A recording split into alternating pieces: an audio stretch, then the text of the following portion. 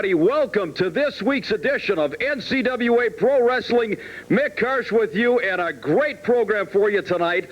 A little bit later on in our studio, my pleasure to have one of the very first AWA champions, one half of the initial tag team champs in the AWA, along with Tiny Mills. He'll be out a little bit later on, Stan Crusher Kowalski.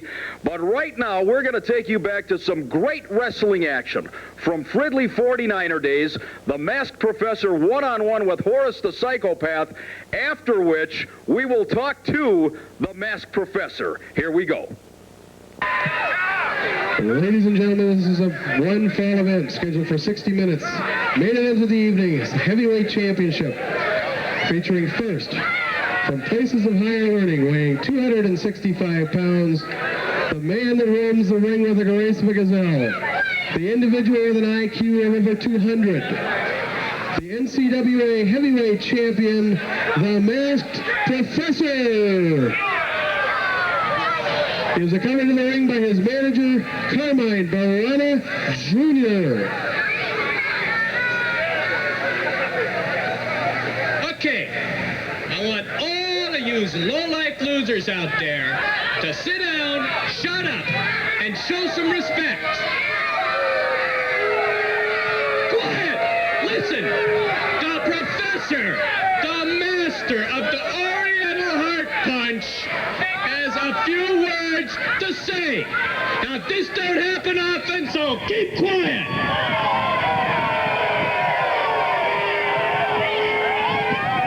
That's right. The master of the Oriental Heart Punch. Now, this here stinking little carnival ground and this ring here are the Masked Professor's classroom. If any of you got something to say, you raise your hand and wait for the professor to call on you. Otherwise, you just sit here and keep your yaps shut. And maybe, just maybe, you're gonna learn something.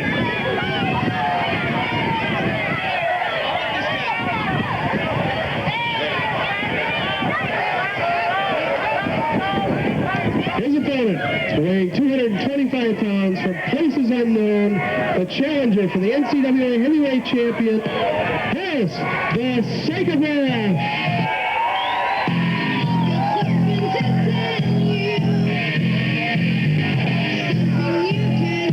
Referee for this match, Bruce Frankston. All right, everybody, this is it. This is the main event. The NCWA Heavyweight strap on the line. The Masked Professor from places of higher learning. The man with the IQ of over 200, he says. I can't believe that, because anybody with a lick of intelligence would not have Carmine Barana Jr. around to do battle with Horace the Psychopath, who has approached our ringside table here. He gave me a flake, John. He didn't give you a flake. How do you like that? I thought he was going to go for the high five, Mick. Instead, he took the high road out of here. Oh, my word. Horace the Psychopath, you never know what to expect from Horace. I've seen him on his good days. I've seen him on his bad days, and unfortunately, he's had more bad than good. How can you tell the difference between the good days or the bad days? That's another story altogether. That could take hours to figure out. The man... Oh, wait a minute. Wait a second. Let's get that bell going. The Masked Professor already with the assault on Horace the Psychopath. With those big shoulder blocks into the corner.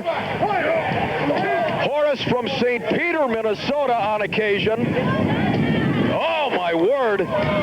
Most of the time, Horace is from places unknown because he's not sure where he's coming from. He continues to get up. Look at the staying power of Horace the Psychopath. Snap suplex by the masked professor, the NCWA heavyweight champion. Well, you know, Mick, Horace is from St. Peter Mental Asylum. He's had plenty of electroshock therapy, so it doesn't matter what you do to him, he gets right back up, sort of like a Timex. Keeps on licking after it gets a, you know what I mean. Boy, you give the guy a line and he freezes. Unbelievable. Well, it can only get better, John. Should I try that again? Takes a licking, keeps on ticking. All right, everybody. Yay! You got it. You did it, John. All right, in the ring, ladies and gentlemen, Horace the Psychopath trying to mount an offense over the top, trying for the sunset flip. Oh, but right to that rather glistening cranium of Horace. The masked professor delivered that clubbing shot. Referee Bruce Kreitzman admonishing that. Every time I look at him, I want to reach for the Pepto-Bismol. Carmine Barana Jr. Have you ever met Barana Sr., just out of curiosity? No, but if it's anything like Junior, I don't want to meet him. Well, let's hope something like that is not hereditary, or we've got another epidemic on our hands. Talk about a one-man plague, Mick. Oh, I like that. The masked professor, ladies and gentlemen, technically very, very sound, but what a brawler in his own right. A monster of a man, well over 6'4", in about that 260, 270 pound mark. Always with that mask. It is his pride and joy. It sticks to his head like a second skin. Many a wrestler has tried to figure out the identity of the masked professor. He still rules the roost. He's still at the top of the ladder, looking down at everyone else. That's right, Mick. When you're mentioning his mask, I've seen him arrive at many arenas hours ahead of time, always with the mask. He's never been seen without it. Of course, it looks like Carmine. We don't want to see him without the mask. Well, let's hope not. For crying out loud, one of those is surely enough. Surely, you see what you did to me with that keeps on ticking crack? Diva. That's all, folks. Well, oh, look at Horace. He's got himself one big ham bone to chew on right there. Oh, as Vince McMahon would say, he's drumsticking it. That's right. To the masked professor. And what a huge drumstick that is. Those big arms, masked professor. Horace is munching great camera work here. Should have brought him some salt or some ketchup for that. I'd like to thank everybody here. Al Pabon, the entire NC34 crew, doing a fantastic job bringing you this great wrestling action. We are at Fridley 49er Days. So far, so good. The weather has been threatening all night long. If this match doesn't go well into the morning hours, we might come out all right. That's right, Mick. As long as we're passing out thanks, great thank you goes out to the Fridley JCs, who for the past 4 years have put a lot of time, involvement, and hard work into making Fridley 49er Days a success. Horace the Psychopath denying that he's chewing on the arm of the masked professor. Barana Jr. is about to have a stroke. If there's anything I can do to expedite that happening, tell me. Well, Horace is just biting away the midsection. Oh, there's right to the back. There's a little Mad Dog Vachon for you. Horace the Psychopath, so completely unpredictable.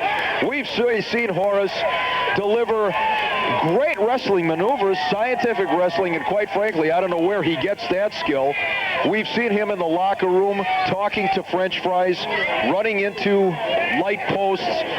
You never know what Horace you're going to see on any given night. Well, the ring introductions were being made, Mick. Horace the Psychopath was over in the stands. He was eating some of the food that one of the fans had. He was giving high fives, and he was flipping off the masked professor. He caught a high five himself right to the teeth. Right there. And now the professor takes charge. You know, I'm not sure, I mentioned this earlier on, John, that Horace understands the magnitude of this bout. He knows that there's something at stake here. I think he'd like to be the NCWA champion. But really and truly, Horace just likes to get in there and mix it up and do the very best that he can. Well, Horace, he likes to get beaten on, and he likes to dish out punishment as well. And right now, he's on the receiving end of punishment from the masked professor as well as his manager, Carmine Barana Jr. Oh, look at Barana now. Man, oh man, he's choking him with that NCWA heavyweight title belt. I'm sorry, I got silent there for a minute, John. I look at this guy. What an absolute leech this guy is. He's got a man like the Professor, a gifted athlete. Oh, Horace, shoulder first into that ring post. The Professor, a very gifted, very talented wrestler. And once Barana got his claws into the Professor, boy, it was... I can't say it was downhill from there because he is the NCWA champion, but certainly there's guilt by association, and no good can come from associating with this guy. Oh, definitely. And we just found out this past week that Mass Professor signed over his shares in the NCWA to Carmine Barana Jr., so now Carmine has 50% of the stock in the NCWA. Imagine what would happen if he got that extra 1%. If he gets 1%, I can guarantee you 2 guys with glasses that won't be doing announcing anytime soon. I'll meet you down at the Minnesota Job Service, pal. That's right. I'll be there at 7:30 before the doors open. Oh. Ladies and gentlemen, we're going to take a break at this point and continue with the championship bout. 7 minutes.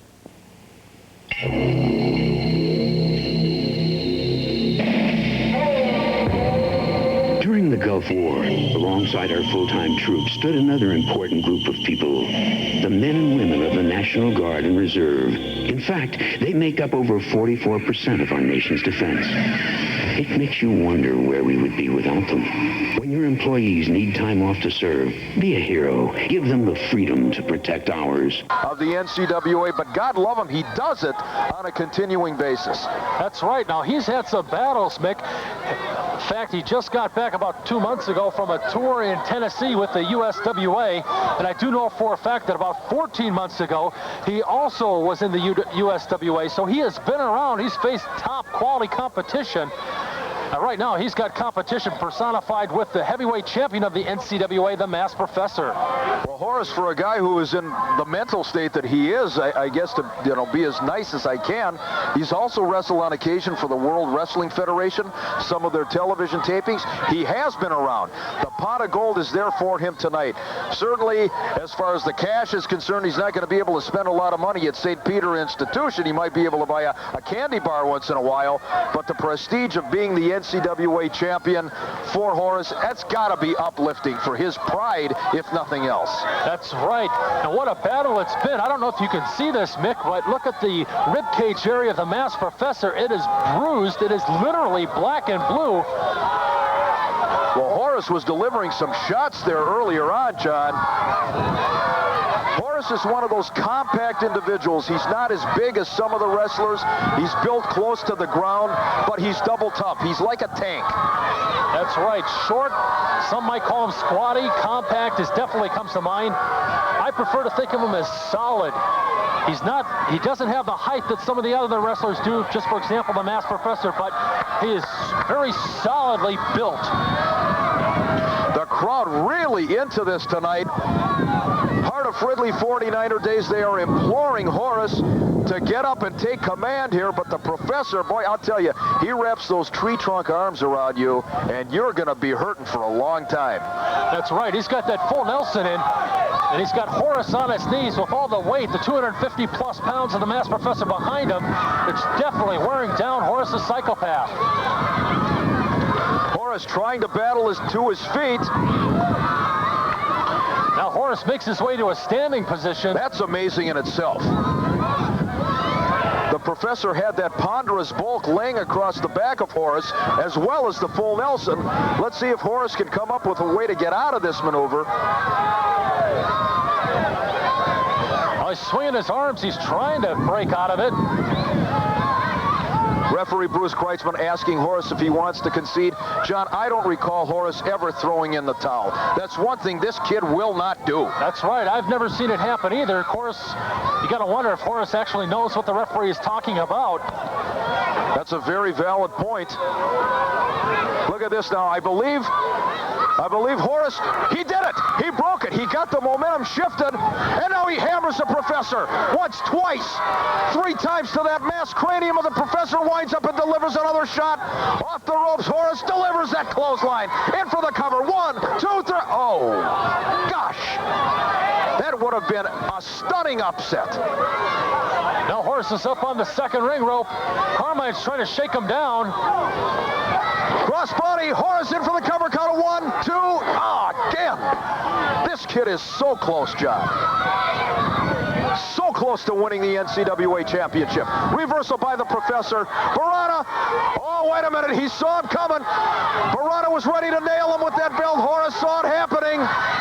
Oh, there's that Oriental shot. That spike. Oh, no. He got him. It's over. Ladies and gentlemen, oh, my heavens. And still, the heavyweight NCWA champion, the Masked Professor. Oh, look at this now. The Professor continues, and Barana. Oh, get him out of the ring. Jerry Lynn.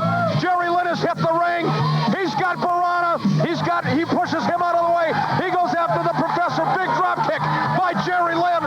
Coming to the aid of his friend, his cohort, Horace the Psychopath. Lynn is loaded for bear. That's right, Mick. Lynn's victory early on of JB Trask gave Jerry Lynn the next title shot against the Masked Professor, and I think he wants the Professor to know what exactly he's in store for. Well, ladies and gentlemen, Horace the Psychopath, let's take a look. Let's take a look at the replay if we can see the concluding moments of this bout. Now you see Carmine Barana Jr. is up on the ring apron. Look at that. That snake, he did it again, interfered in the bout. Still the NCWA heavyweight champion, the Professor. Let's hear from Jerry Lynn. Come on, where's the promoter? I'm tired of seeing all this crap going on in the ring. I think I deserve a shot at the title. What do you say, Mr. Mitchell? Wait a minute now. Jim Mitchell here at ringside. Jerry Lynn has issued the challenge. I will right now. The next match we have in this area, you will get a chance at the title. Okay? All right. Well, there you have it, ladies and gentlemen. John, promoter Jim Mitchell has just told you. All right, everybody. Well, we have just seen that action from Fridley 49er days. And Masked Professor, everybody in the Twin Cities area just saw you using that heart punch, that illegal heart punch, to take care of Horace the Psychopath. Let's address that issue first. Well, that's right, Karch. You know, I told all the fans out there that Horace the Psychopath was going to be destroyed psychologically. I told him I was going to be camping out on his self-destruct button. And that's exactly what the man with the 200-plus IQ done to the Psychopath. The fans all seen it. They seen me humiliate him, and they seen me give him the Oriental heart punch. And then what happened, Karch? All right, right after that, Jerry Lynn entered the ring area, and obviously it was Lynn's intent to prevent you from doing more damage to Horace the Psychopath. And by the way, making yourself out to be some great hero here, psychologically battling wits with Horace the Psychopath. There's not a real contest there, Professor. But let's talk about Jerry Lynn. Now, Jerry, since that time, has been demanding, and you're aware of this, a championship bout with you. He says you get into the ring with him, it's going to be a new champion in the NCWA. Well, that's right. You want to talk about one of the greatest midget stars of today? You talk about Jerry Lynn. But let's say this about that. Mr. Lynn, it's true that society out there likes the little guy. Small businessmen are protected by laws so that big corporations can't eat them up and spit them out. In amateur wrestling, they have weight classes, so even the little guy can play too. Well, Jerry Lynn, this is pro wrestling. And once you get in the ring against the Masked Professor, hey, no one's going to step in and save you. Now, Lynn, you say you want a title shot. Well, I'm going to be the good Samaritan that the Masked Professor has always been and step in just like society would do and help the little guy in a David and Goliath situation. No match, Lynn.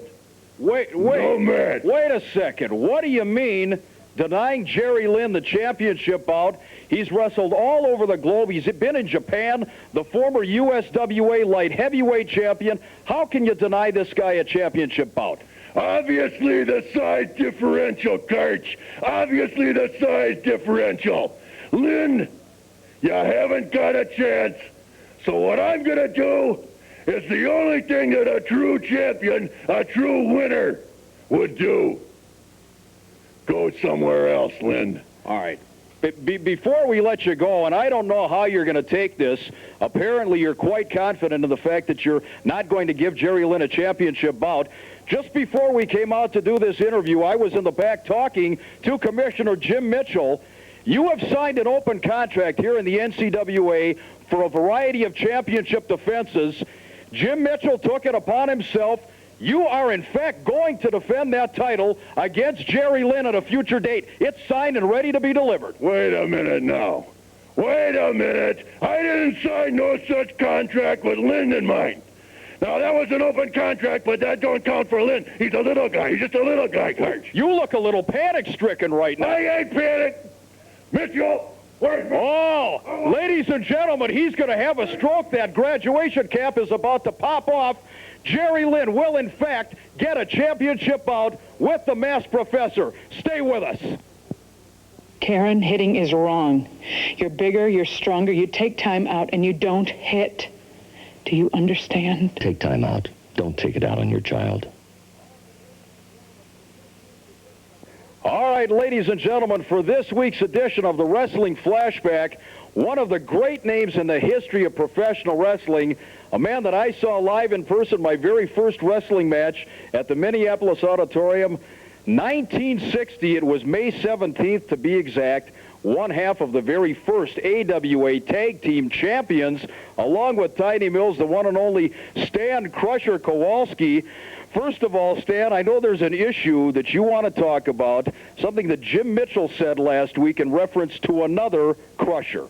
You're right there, because back in 1960, and you've seen the programs, I brought them in to show you, I was Crusher Kowalski. I spelled it with a K, and that's the way the Japanese did. And I'd just come back from a long tour of the Orient with Tiny Mills, where we beat everything. We won the International World Tag Team Championship. We were the first recognized AWA. I came in here as Crusher Kowalski, and 3 or 4 years later, here comes this little fat kid from Milwaukee, and all he can think about is beer, and he's calling himself the Crusher. Well, my friend, the dearly departed Wally Carbo, who also spent his name with a K, you know, he wasn't too unbright, but, you know, he teamed up with that other guy as a partner, and what the heck can you expect for intelligence there? But anyway, let's get back to the point.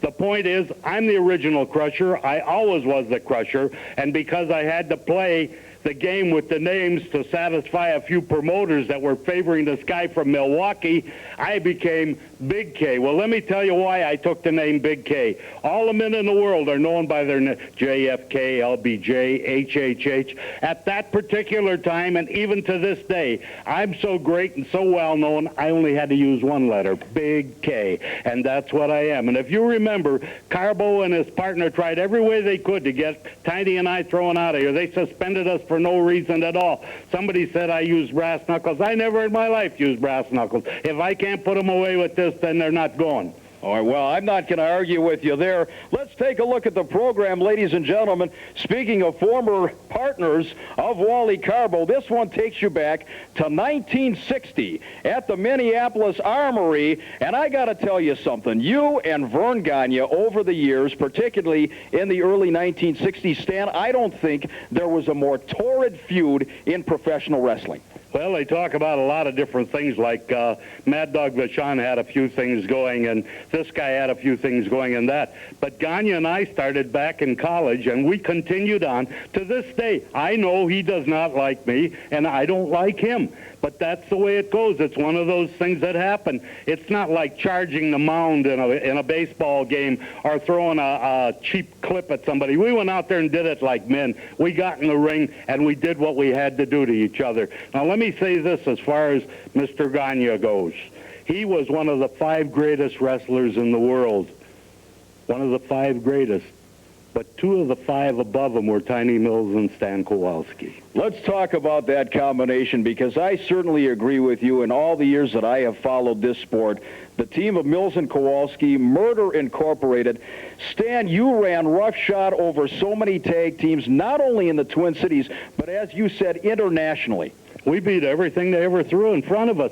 And I remember one time we were going to wrestle Bruiser and Crusher, and I say that and it gags in my throat, but at the Minneapolis Auditorium on a Christmas show. And the Crusher standing there in front of a curtain giving an interview. Somebody accidentally opened the curtain, he got hit with a Coke case, and that was the end of that match. And, you know, if you can get it settled before you have to get in there and raise a sweat, well, that's the gentleman's way to do it, isn't that? Oh, absolutely, Stan. You know, one other thing I got to throw in here, too. When we were out on tour, there was always a third fellow with us, and I don't want anybody to forget him, although he never campaigned heavily in Minnesota area, is Blackjack Daniels. Daniels and Mills, Daniels and Kowalski, Kowalski and Mills.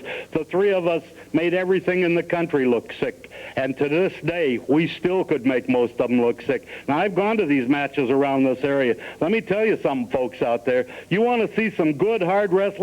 And I'm talking about the stuff you're going to see down in Florida or in those other places where they talk about exhibitions. These young fellas that you're seeing today in the metropolitan and the state of Minnesota are giving you 150%. I never saw anybody put out like these kids do. You gain, for the price of admission to that, you're going to see 8, 10, 12, 14 matches that will knock your socks off, and these guys put out everything they possibly can. They are great. I have total respect for all of them. And ladies and gentlemen, that is coming from one of the greats in, as I said, of the history of this sport. Stan, before we let you go, I got to talk about this coat.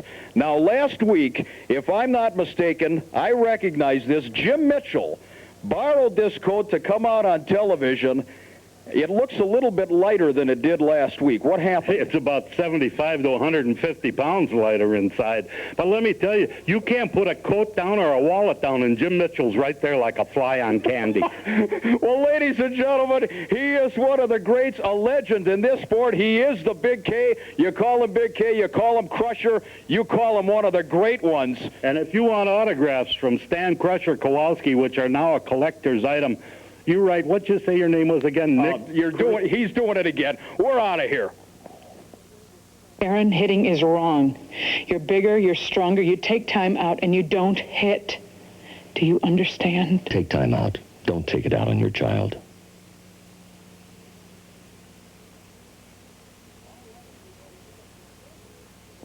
All right, everybody. What a tremendous evening of wrestling action with the NCWA.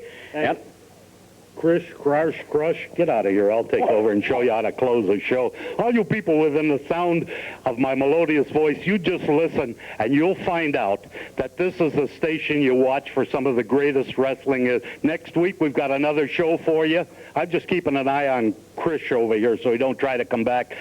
In the words of the inimitable Marty O'Neill, stay tuned for great wrestling to this station. Thank you very much.